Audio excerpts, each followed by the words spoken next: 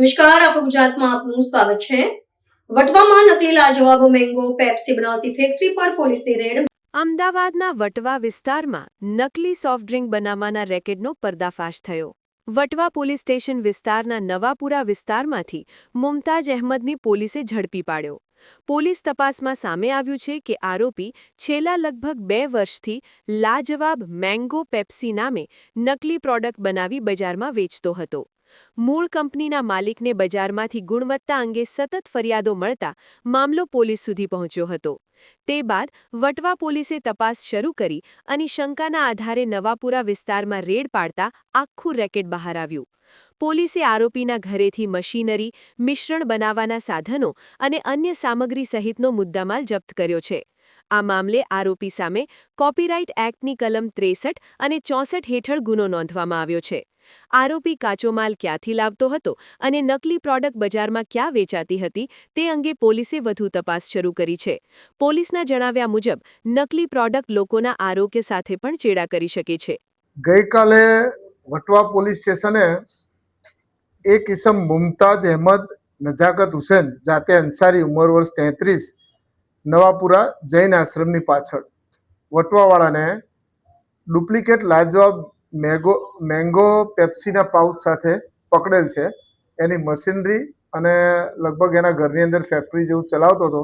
છેલ્લા 2 વર્ષથી એ બીજી કંપનીના નામે આ પ્રોડક્શન કરીને બજારમાં વેચતો હતો। ત્યાં પોલીસે રેડ કરી અને આરોપીને પકડી લીધેલ છે।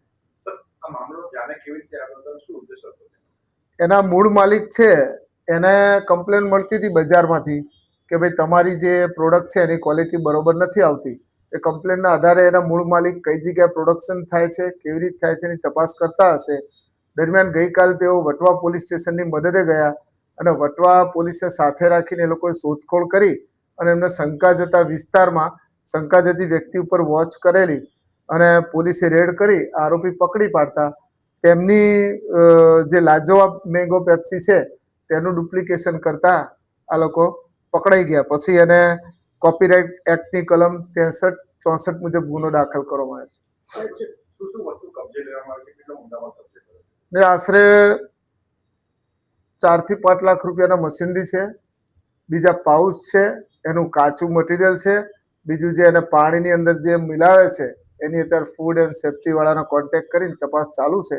જે બી મટીરિયલ મળ્યું છે એ અત્યારે પોલીસે કબજે કર્યું છે।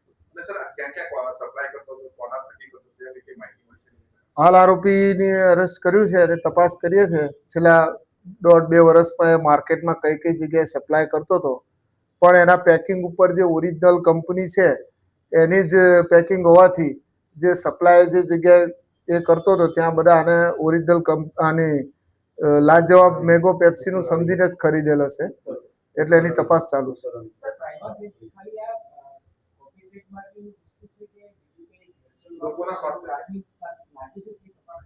એટલે જ્યારે પોતાનું મેન્યુફેક્ચર જ નથી અને પોતાને કોઈ જાતની પરમિશન નથી, પોતે કોઈ આના જે વિધિવત પ્રોડક્શન માટે કોઈ મંજૂરી મેળવેલ નથી, એટલે આની અંદર કયા પ્રકારનું મટીરિયલ વાપરતો અને લોકોની આરોગ્ય જોડે જે પણ ચેડા એણે કર્યા છે એની તપાસ હજી ચાલુ છે। એ કબજે કરીને FSLમાં પણ पुलिस मोकलશે।